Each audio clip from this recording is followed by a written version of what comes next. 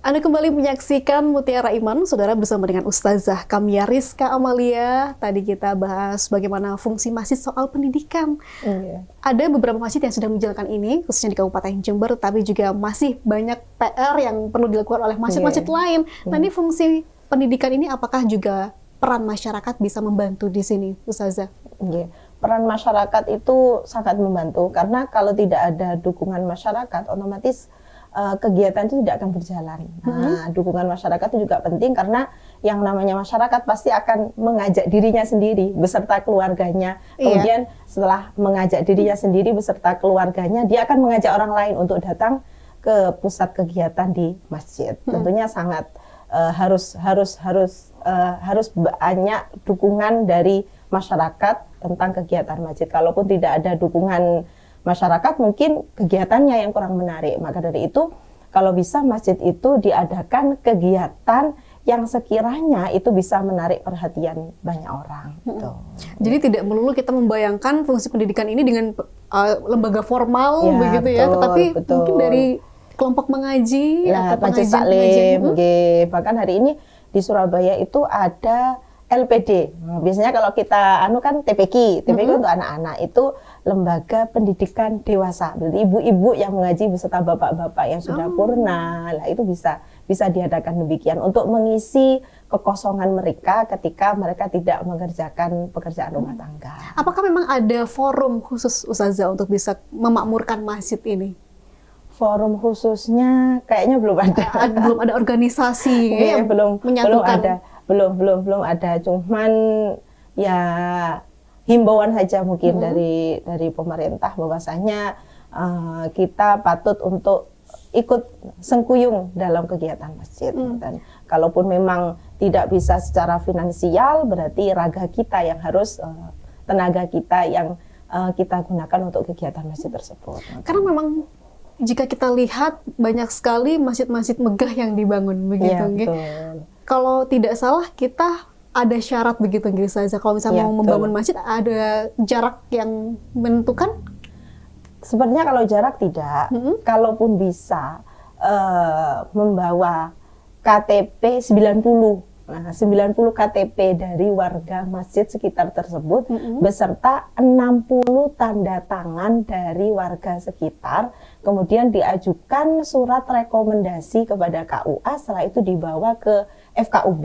Nah, kalau sudah disetujui melalui FKUB, baru boleh proses pendirian masjid. Baik, itu syaratnya ya. Syaratnya. Karena kalau misalkan hanya sekedar berlomba-lomba mendirikan masjid yang megah tetapi kosong, ada jamaah pun hanya segelintir orang, rasanya sia-sia begitu. Dan ada satu fenomena yang mungkin terjadi di sekitaran wilayah Tapal Kuda begitu. Ustazah, kalau misalkan mau bangun masjid harus ada amal nih di sepanjang jalan. Nah, itu yang menjadi PR. Apakah itu memang ajaran kita atau bagaimana? Bukan.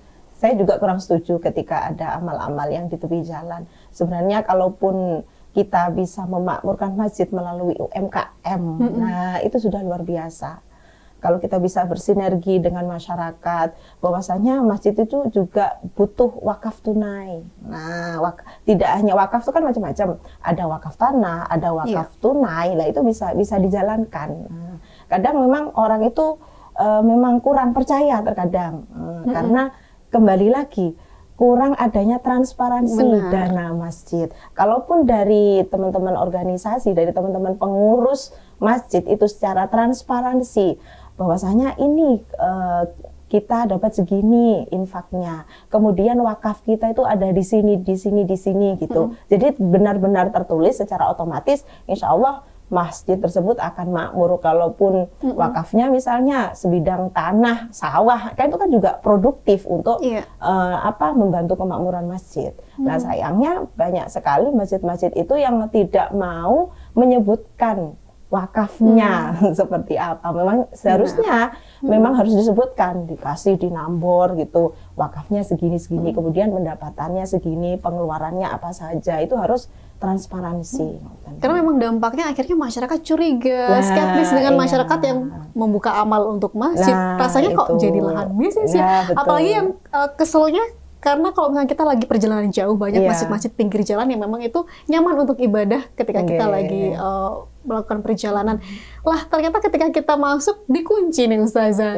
Ada pernah satu kasus atau cerita begitu di salah satu masjid di kota Bondowoso waktu itu tempat saya berproses di remaja masjid.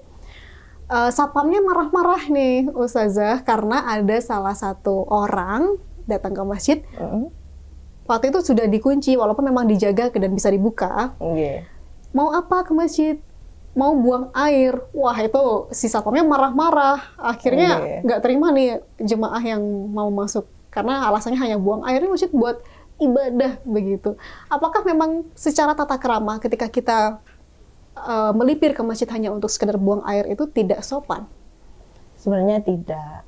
Itu kan cuman kalau orang mau buang air itu kan termasuk fasilitas. Nah, fasilitas masjid yang diberikan. Tapi mungkin ada miskomunikasi mungkin antara petugas yang di masjid dengan orang-orang. Nah, sebenarnya kalau itu kan masalah fasilitas seperti yang saya katakan tadi, kalaupun mau masuk masjid itu seharusnya dalam keadaan rapi, suci, bersih, wangi kan gitu. Otomatis kan harus ke kamar mandi terlebih dahulu. Dan tentunya bagi masyarakat yang akan mengunjungi mau ke masjid, nah setelah memakai masjid untuk beribadah tentunya harus menjaga kebersihan. Nah ini yang sering terkadang kita membuang sampah secara sembarangan, padahal menjaga masjid itu tidak hanya untuk pengurus masjid dan penjaga masjid atau yang membersihkan masjid, tapi semua orang wajib untuk menjaga kebersihan gitu. Jadi memakmurkan sekaligus juga memuliakan masjid sebagai rumah Allah, rumah tempat kita berteduh ya. Karena rasanya janggal kalau misalkan kita melihat banyak orang-orang yang pulang kerja lelah, pengen ada tempat untuk menyendiri, mereka memilih untuk santai di depan atau di kursi minimarket. Ya betul. Kan daripada kita pulang ke masjid begitu ya.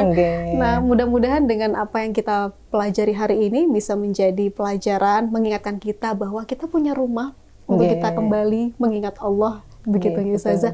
Banyak sebenarnya yang ingin kami diskusikan, namun apa daya durasi membatasi. Namun mudah-mudahan apa yang Ustazah sampaikan bisa menjadi pelajaran yang bermanfaat untuk kita semua. Matur nuwun atas ilmunya hari ini. Pemirsa, masjid bukan sekadar tempat ibadah, tetapi juga pusat pendidikan, pembinaan akhlak, dan fondasi dalam membangun peradaban. Mari terus memakmurkan masjid dengan menguatkan generasi demi peradaban yang lebih baik. Saya Pia Maidiana, terima kasih atas kebersamaan Anda dalam program Mutiara Iman kali ini. Wassalamualaikum warahmatullahi wabarakatuh.